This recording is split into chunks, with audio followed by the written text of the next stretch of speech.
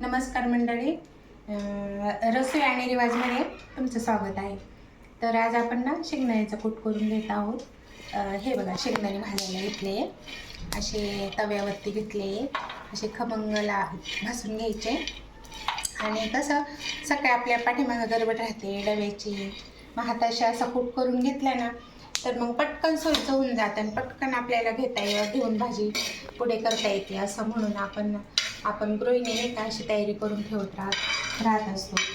तर मग म्हणून मी आज ना कूट करून घेते. तर बघा, आता हे कच्चे शेंगदाणे, हे बघा कच्चे शेंगदाणे आणि भाजायला घेतले. आणि हे बघा,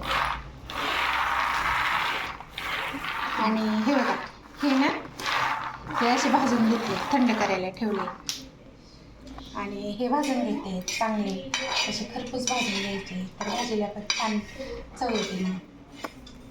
आणि असे लाल भाजले ना तर मग टरपलं पण निघायला सोपे राहतात. पटकन आपले एक कॉटनची थैली घ्यायची, त्याच्यात टाकायचं आणि थोडेसे असे खाली आपटायचे, फटके मारायचे. तर लगेच शेंगदाणे असे बिगर टरपला होऊन जातात, टरपले सगळे निघून जातात. ते शेंगदाण्याचा कूट आपण करून घ्यायचा. हे बघा, आता अजूनही भाजले नाही, हे भाजलेले छान. असं रिकाम्या वेळात आपण ही अशी तयारी करून ठेवली ना तर स्वयंपाकाच्या वेळेला खूप सोपं पण जातं आणि खूप मोठी मदत आपल्याला होऊन जाते. लवकर असा डबा होतो आपल्या सकाळी. मग किंवा घाईच्या वेळेला लवकर भाजी बनवायची असेल तर मग असं पूर्वतयारी राहिली ना काहीच अवघड जात नाही. आता हे शेंगदाणे आहे ना, आता हे भाजताय, हे मी भाजून ठेवले.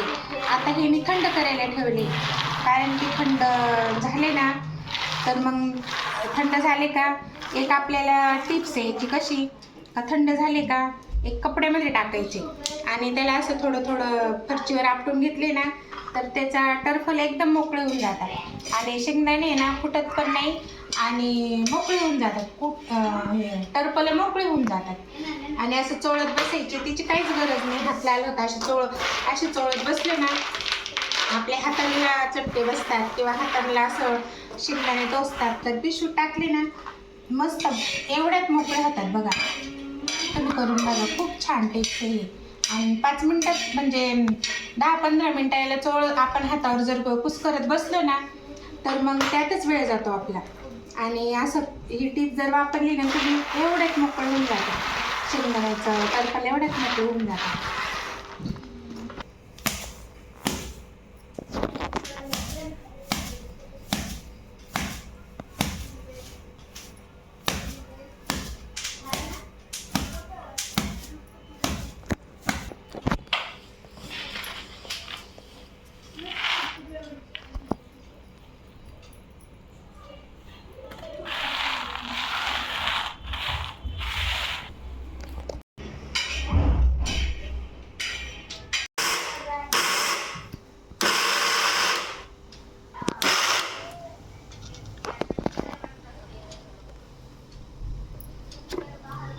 हे बघा, आपला कूट पण तयार झालेला आहे. हे बघा आपण आहे ना कूट तयार करून झालेला आहे. बघा, सुंदर असा मस्त खमंग कूट तयार झालेला आहे. हे बघा, आता थंड करून आपण डब्यामध्ये भरून घेऊ.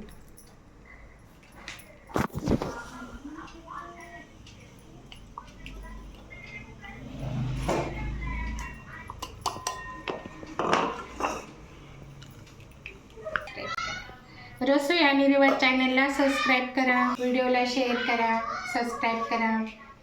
धन्यवाद मंडळी.